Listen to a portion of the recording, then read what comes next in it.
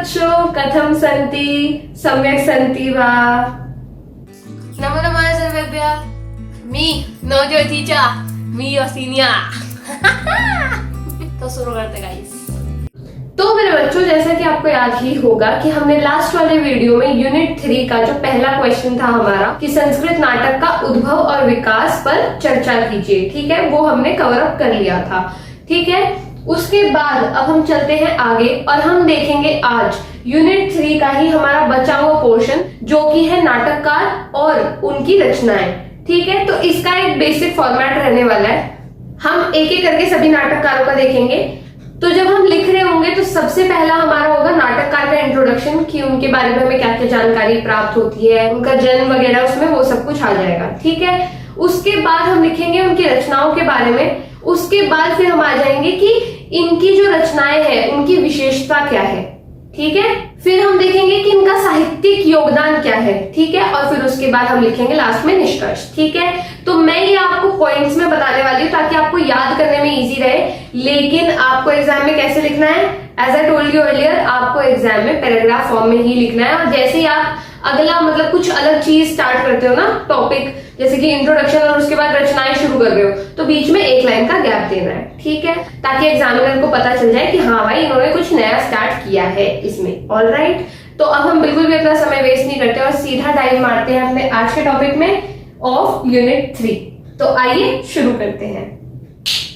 तो मेरे बच्चों, जो सबसे पहले हमारे नाटककार हैं वो है भास।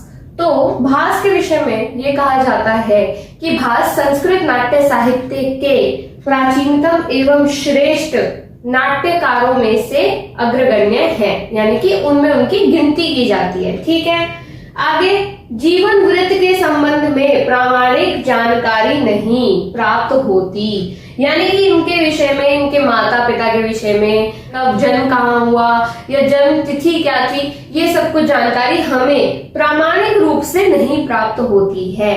अस्तु, तो देखो, ऐसा केस ना आपको संस्कृत में बहुत देखने को मिलेगा कि हमें हमारे नाट्यकारों या फिर काव्य शास्त्रियों के बारे में ज्यादा जानकारी नहीं मिलेगी, ऐसे प्रामाणिक जानकारी। ठीक है, तो हमें जो विद्वानों के मत हैं या फिर कहीं पे किसी और की रचना में उनका जो वर्णन किया गया है, उसके बेसिस पे हमें अपने आंसर में उन्हें मेंशन करना होता है। अस्तु, तो अगले पॉइंट में हमारे में यही दिया हुआ है कि महाकवि कालिदास ने मालविका अग्निमित्रम की प्रस्तावना में सम्मान पूर्वक उल्लेख किया है भास का। तो हमारे पास ये एक प्रूफ हो गया कि हाँ भाई, भास, जब कालिदास थे उस समय पर भास भी थे, प्लस वो उस टाइम पर फेमस थे, तब ही कालिदास ने अपनी रचना की प्रस्तावना में उनका सम्मान पूर्वक उल्लेख किया है। ऐसे ही उल्लेख नहीं कर दिया कि अच्छा हाँ ये भी है, नहीं भाई, उन्होंने सम्मान पूर्वक उल्लेख किया है, यानी कि उस टाइम पर ये फेमस थे और इनकी जो रचनाएं हैं वो भी फेमस होंगी, ऐसा हम मानकर चल रहे हैं। ठीक है, आगे देखते हैं। विद्वानों के अनुसार इनका समय ईसा पूर्व 2वीं शताब्दी से ईसवी 3री शताब्दी के मध्य का माना जाता है। ठीक है, तो ये एस्टिमेटेड टाइम लगा लिया कि हमें कालिदास का अगर टाइम पता है तो उनके टाइम से हम एस्टिमेट करके और भास का भी टाइम एस्टिमेटेड बता रहे हैं, लेकिन ये कंफर्म नहीं है। तो आपको ये लिखना जरूरी है कि विद्वानों के अनुसार, यानी कि विद्वानों का नहीं तो ये लिख सकते हो कि विद्वानों का मत है।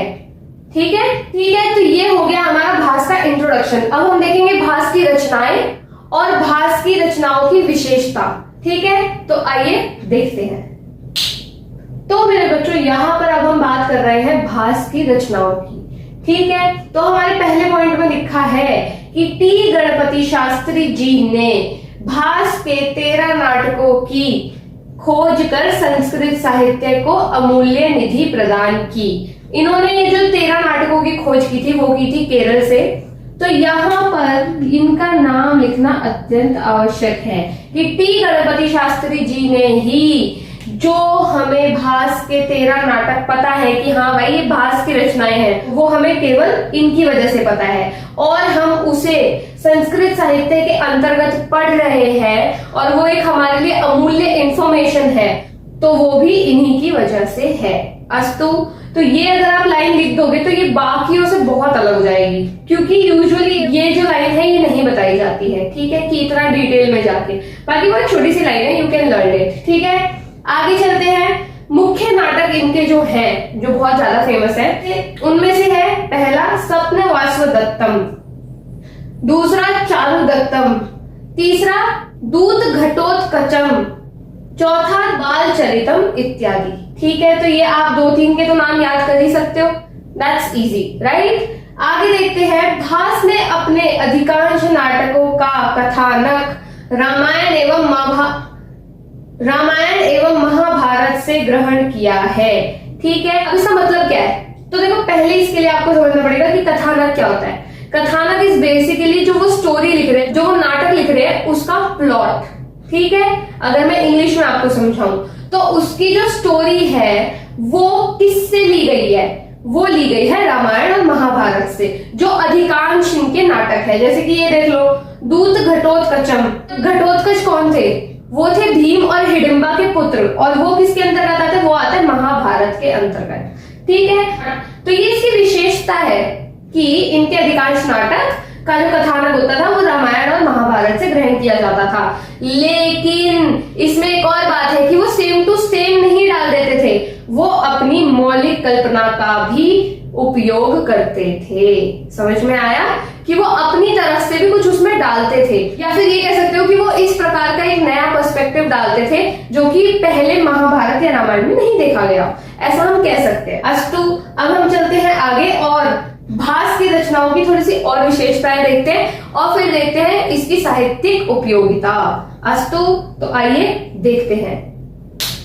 तो मेरे बच्चों, ये है कुछ और विशेषताएं भास के नाटकों की, ठीक है। तो जब भी हम किसी की रचना की बात करेंगे ना, तो हम उसमें ये जरूर देखेंगे कि उनकी रचना में कौन से रस प्रधान है अथवा कौन से रस ज्यादा देखने को मिलते हैं। फॉर एग्जाम्पल, भास के नाटकों में वीर, करुण तथा श्रृंगार रस देखने को मिलते हैं और बहुत ही अच्छे तरीके से वो उन्हें दर्शाते हैं, ठीक है।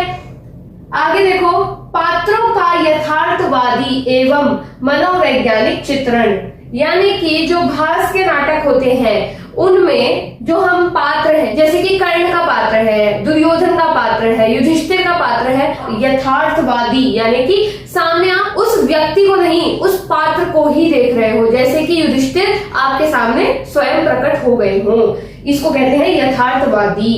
तो इस प्रकार का उनका चित्रण होता है। मनोवैज्ञानिक यानी उनके जो इमोशंस वो दिखाते हैं, जो हमारे पात्र को प्ले कर रहे हैं, वो इतने अच्छे से दिखाते हैं कि बिल्कुल आपको ऐसी अनुभूति होगी कि वहां पर वो व्यक्ति नहीं बल्कि जो वो पात्र प्ले कर रहे हैं वो ही आपके सामने है।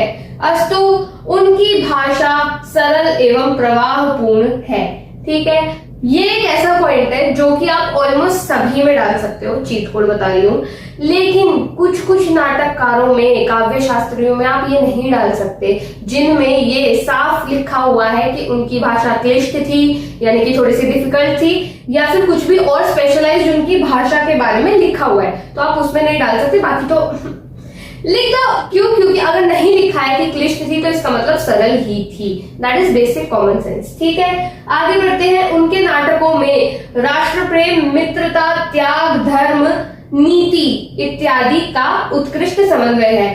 तो जैसा कि अभी हमने देखा कि जो भास है, उनके जो अधिकांश नाटक है वो महाभारत और रामायण से प्रेरित होते थे, ठीक है। तो उसमें राष्ट्र प्रेम, मित्रता, त्याग, धर्म, नीति इत्यादि तो वो आ ही गया उसमें, ठीक है, क्योंकि महाभारत और रामायण में दोनों में यही सब चीजें दिखाई गई हैं, ठीक है।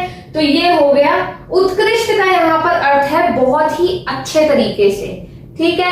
अब उत्कृष्ट बार बार क्यों प्रयोग कर रहा है, अच्छे से हम लोग बार बार क्यों प्रयोग कर रहे हैं? क्योंकि भास को हमने सबसे ज्यादा प्राचीनतम और श्रेष्ठ नाटककार बताया है, तो हमें वो प्रूव भी तो करना पड़ेगा ना कि हाँ भाई वो एक्चुअली में है। तो अब हम चलते हैं और देखते हैं भास का साहित्यिक योगदान, ठीक है। तो आइए देखते हैं। तो देखो, भास के साहित्यिक योगदान के विषय में यहाँ पर बताया गया है कि संस्कृत नाट्य साहित्य को इन्होंने सुदृढ़ आधार दिया। जब हमने इनकी रचनाओं की विशेषता देखी तो उसी से हमें पता चल गया कि जो हमारे भास हैं वो एक बहुत ही अच्छे नाटककार थे, ठीक है। तो हम ये भी कह सकते हैं कि उन्होंने संस्कृत नाट्य साहित्य को एक आधार प्रदान किया था। क्यों? क्योंकि हमने पहली लाइन में देखा कि भास सबसे ज्यादा प्राचीनतम एवं सबसे ज्यादा श्रेष्ठ नाट्यकारों में से एक हैं। दूसरे पॉइंट में भारतीय नाट्य परंपरा को नई दिशा दी और बाद के नाटककारों पर गहरा प्रभाव डाला। तो बेसिकली आप ये कह सकते हो कि वो एक इंस्पिरेशन बन गए बाकी लोगों के लिए। और इसका एग्जाम्पल भी हमने जस्ट अभी अपने आंसर में देखा कि कालिदास ने अपने एक नाटक की प्रस्तावना में इनका आदर पूर्वक विवेचन किया है। ठीक है, तो ये तो बात बिल्कुल सच है कि इन्होंने गहरा प्रभाव डाला अपने बाद वाले नाटककारों पे।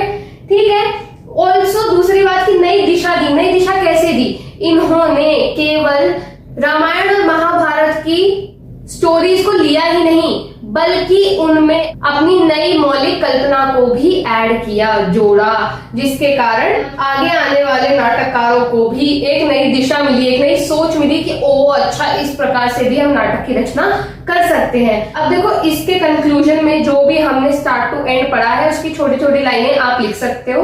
ठीक है, बहुत बेसिक और इजी। तो अगर आप ये पूरा लिखाते हो तो आपके नंबर पूरे पक्के हैं।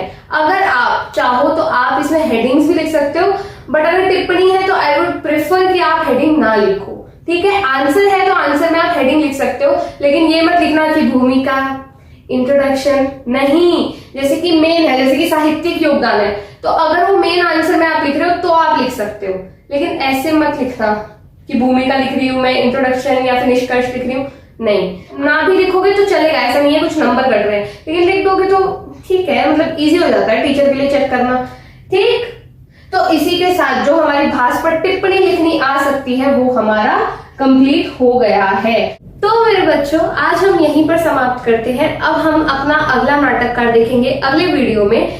तब तक के लिए आपका ये होमवर्क है कि आप सभी भास का जो पूरी टिप्पणी मैंने आपको बताई है कि किस तरीके से लिखी जाएगी और क्या क्या लिखा जाएगा, वो आप सभी याद कर ले, और फिर अगले वाले में हम देखेंगे शूद्रक। ठीक है, तो अगर आपको इसमें या फिर पहले के भी किसी भी टॉपिक में कोई भी डाउट हो तो do comment, will try to solve them all.